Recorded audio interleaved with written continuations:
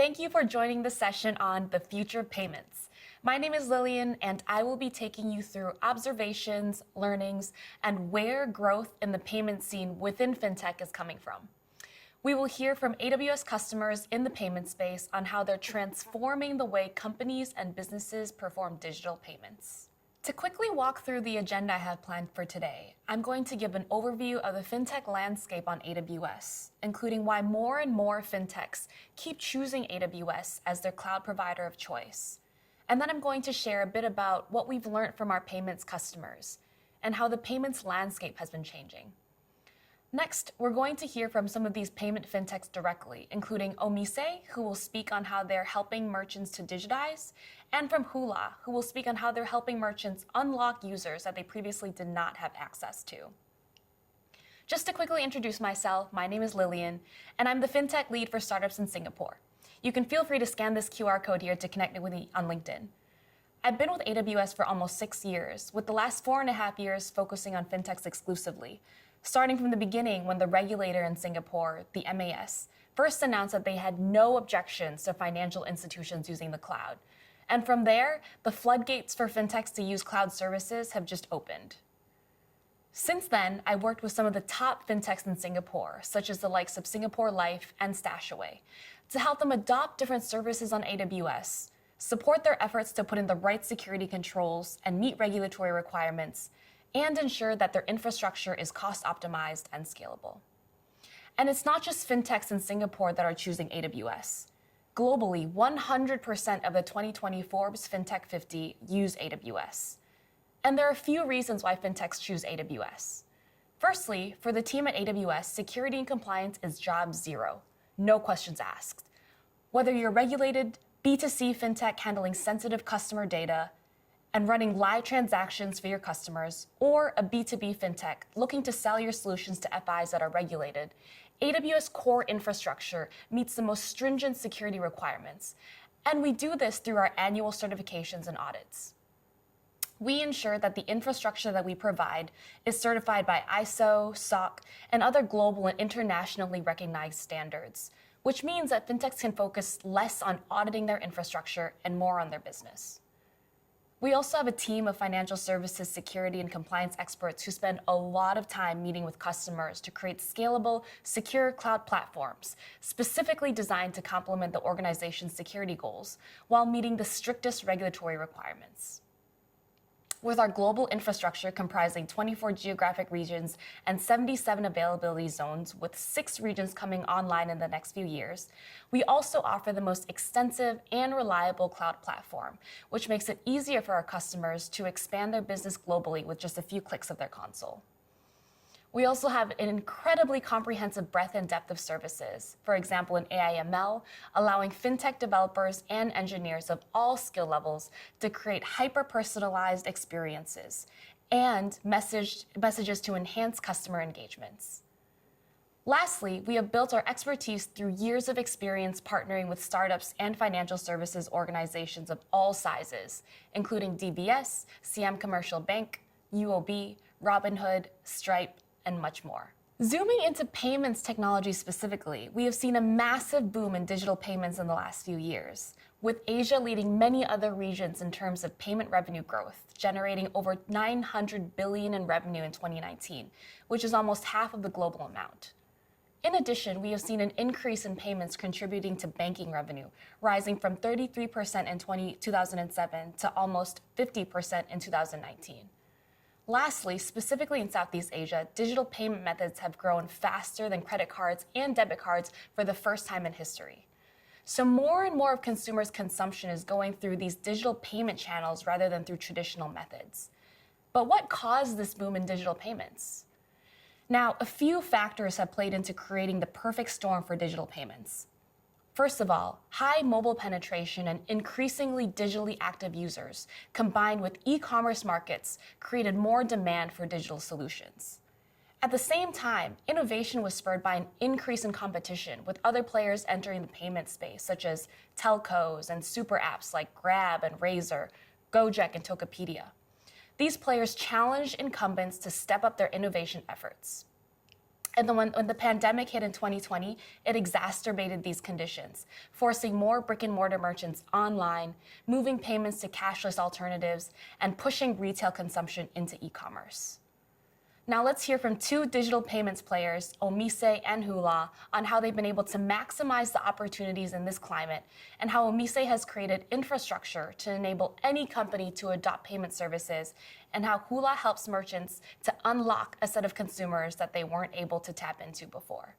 Hello, thank you Lillian for the quick intro, and thank you to everyone for joining my session. My name is Frederico Araújo, CIO of Omise. It is an honor to be here. At Omise, our mission is to create simple solutions to overcome complex payments infrastructure and to help everyone to unlock more opportunity in the e-commerce. It is our vision to enable companies of all sizes to grow through digital commerce in order to overcome economic difficulties. In order to do this, we facilitate payments acceptance by creating infrastructure for digital payments and use AWS cloud services to do so. This allows us to expand rapidly and to provide our services globally and securely in a highly regulated industry. When we talk about digitalization, the timing couldn't be better to enforce that change than now. Ever since the pandemic, there has been a rapid switch to digital, as well as a huge increase in contactless spend and e-commerce. We are accelerating the inevitable. The trends for digitalization were already underway, and Omise services are needed more now than ever before. Omise essentially helps any merchant accept digital payments. We do so by building high-quality digital infrastructure and by expanding payment acceptance across all sectors, both large enterprises and SMEs. For large firms, the rationale behind digitalization and online payment is clear. Digitalization improves efficiency, competitiveness, and helps scale the economics. They look for automation of processes and reduction of operational costs, as well as reduction of human errors. But digitalization is also increasingly useful for small and medium enterprises to improve efficiency and competitiveness. Omise offers a range of contactless payments such as QR codes, digital wallets that reduce transaction time, increase security, and improve customer experience. Omise doesn't just offer payment gateway services, it is a gateway to different payment needs. Each country or region has different requirements. We help merchants grow by expanding our product offering beyond payments into a broader space of digital commerce through our product, SMO, which simplifies e-commerce. Forget outsourcing a developer to build your online store and having to individually connect with third-party providers for payments, logistics, and inventory management. SMO makes e-commerce so much more simpler for you in every way. It's fully equipped with all the tools to help you start, run, and grow your online business. Similar to Omise Payment Gateway, the goal is the same. We create products that help businesses of all sizes turn financial complexities into financial growth. Strong infrastructure is the foundation of the services that we provide to our customers. Being a payments processor, our platforms have to be highly secure and resilient. AWS security, compliance, and multi-region availability and redundancy allow us to provide confidence for a solid foundation to process financial transactions. We also help merchants expand globally by accessing our existing regional locations of operation and through the network of Omise partners across various divisions. For example, a merchant that has an account with Omise Thailand can easily expand this account into Japan, Singapore, and Malaysia, all within the same dashboard and login account. Similar to the concept of AWS regions, a customer of Omise can launch a business in any region via the same console. Our latest service addition to enterprise solution is called Global Merchants. It's designed for both foreign merchants and payment gateways who wish to sell to Thai shoppers without needing a local entity or a local bank account. This will simplify global sales growth for many companies, lowering the barriers and allowing Thai buyers to connect with international brands. In the future, we at Omise predict that there will be a large drive to even more business online. In particular, banks will be forced to digitize faster and create payment systems that are internet and mobile first, not cash and physical card first. Ultimately, that change for digital payments is not a given or a guaranteed promise. It falls onto tech and financial companies like Omise, regulators, and customers to imagine better, innovative, and efficient financial solutions. It's a collaborative effort, and companies like Omise and AWS play a crucial role enabling this infrastructure. That wraps up my segment. Thanks so much everyone who watched my presentation today. Now over to the team at Hula to take over. Thanks, Federico, and hi everyone. Thank you for joining our session. My name is Arvind Singh, and I'm the co-founder and COO of Hula, where I oversee the overall business operations of the company, specifically regional marketing, product development, customer experience, operations, and data services.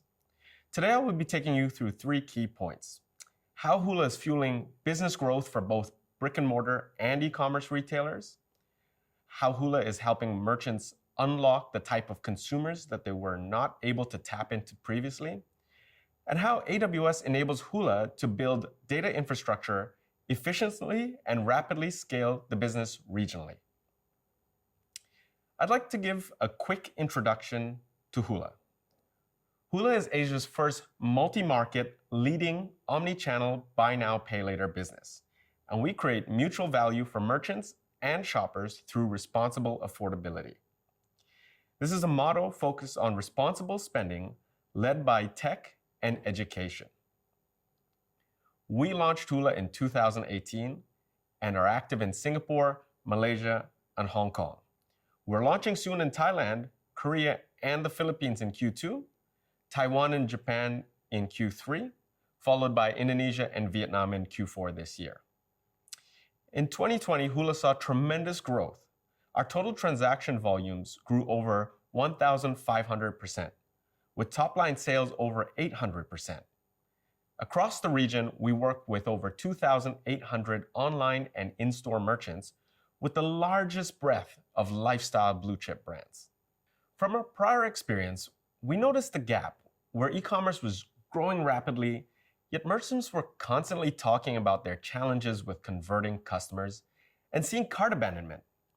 75% was an average, but a number of merchants would see over 90% cart abandonment outcomes. They were looking to payment and tech companies to provide solutions to the problem. They were also challenged with finding sustainable and good value solutions that didn't significantly impact their bottom line. At the same time, companies like Klarna and Afterpay were growing quickly and offering solutions to these challenges, albeit in other markets and regions.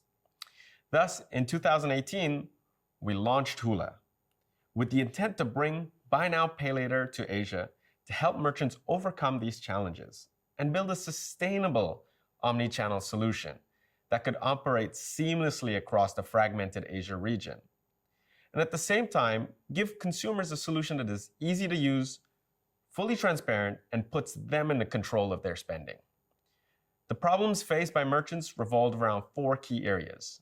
The first is traffic, stimulating demand without resorting to discounting activities.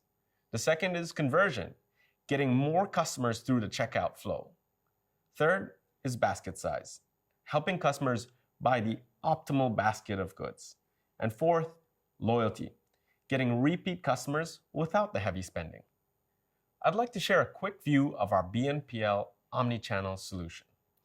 Online, it's fully integrated into the merchant's existing flow.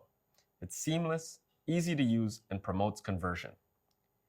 In-store, customers can use the Hula app to scan the merchant QR code when they're at checkout, something they're very familiar with today.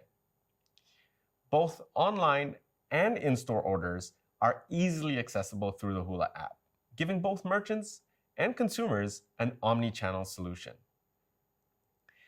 As you can see, we have pre-built plugins to the major shopping carts, while also offering a direct Hula API integration, so it is fully seamless integration for our merchants, be it online or for their offline stores where a simple QR code is set up at the point of sale. We continuously invest in making our APIs as robust and easy to use as possible, while ensuring documentation is at the highest standard. The Hula ecosystem is a virtuous circle of growth fueled by merchant penetration driving consumer adoption, supported by our partners and our hooligans, which is what we call our team of amazing people.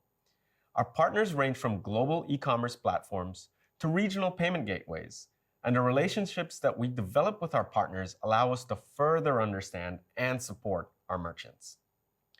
While we deliver an exceptional experience through our customer and merchant-facing products, the true magic lies in our dynamic back-end technology. This delivers two key pieces of competitive advantage for us. The first is the flexible and dynamic nature that allows us to rapidly scale into new markets. And the second is our proprietary risk decision engine, which helps us optimize our acceptance rates while managing any nefarious behavior, all without relying on third-party data. This is ultimately optimized to drive 6 to 10 times more volume for merchants. Merchants who previously were unable to tap into certain segments of consumers are now able to do so. Case in point, Sennheiser Singapore. For a brand that's accustomed to dealing with customers across different generations over the past 70 years, reaching out to that burgeoning younger demographic is key to understanding and shaping new trends. To do so, Sennheiser Singapore decided to leverage Hula's payment system for their online store to help the younger demographic afford the brand's competitively priced products.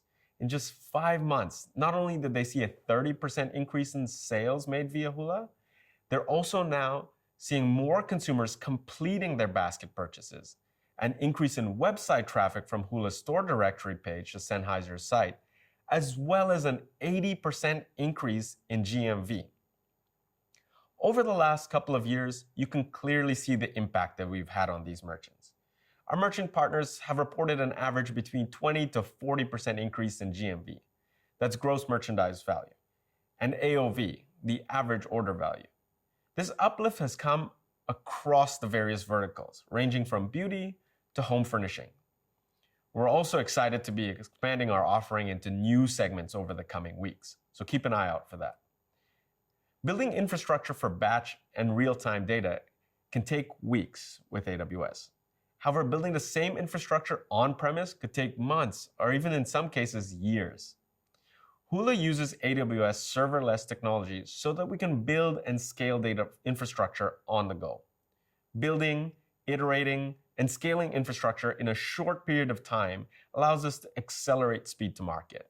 The outcome is that our customers have access to enhanced payment solutions that are evolving with the current trends and needs of purchasing behavior. In addition, Hula can handle data more effectively, efficiently, and securely by design, and from the foundational ground up. With AWS products like Lake Formation, we're able to secure entire data lakes and data warehouses, which makes data governance enforcement within Hula a much easier business. At the same time, we can deliver insights to the right audience whenever needed, thanks to data governance enforcement. We can easily scale up in a heartbeat and deploy new services or technologies as per our needs. AWS data products also enable Hula to process vast amounts of transactional data to understand and analyze our consumer behavior during and after the checkout flow. Improved conversion is a consequence of the clear understanding of how users are interacting with Hula's products and the merchant checkout funnel. That understanding is a direct consequence of the data processing capabilities in AWS. Building on flexible infrastructure also allows us to rapidly scale into new markets. This has allowed us to execute against a strategy of regional expansion. We look forward to our continued partnership with AWS to take Hula across the region as we deliver on our mission of building Asia's leading omni-channel buy now, pay later ecosystem. With this, I'd like to wrap up this presentation with our thoughts on what the future of retail looks like. 2020 has been a challenging year globally, with retailers having to navigate the new normals. There's also that strong narrative out there that physical retail is dying. However, we do see that blend of physical and digital shopping coming back as stores gradually reopen. Physical retail is evolving to adapt and meet the needs of customers, changing expectations and preferences. Retailers are really working towards that true omni-channel commerce experience. In Singapore specifically, we see shoppers starting to return to the physical retail environment. And I believe that over time, there's certainly a culture around it that will come back across Asia, of course, when it's safe to shop again. It might not be as heavy as before. Some of the actual spending might shift over to e-commerce in the long run. However, some products still remain quite tactile in nature. You want to touch and feel before you make that purchase. Thank you for your time. And if you have any questions, comments, or feedback, please feel free to get in touch. Lillian, back over to you. Before I let you go, we really value your feedback, so would really appreciate if you took some time to fill in the survey at the end of the session so that we can continue to improve our events to better cater to your needs. Thanks again to everyone who watched our segment today and looking to connect further as we move towards the future of payments. Wishing you a great summit experience for the rest of the day. Take care.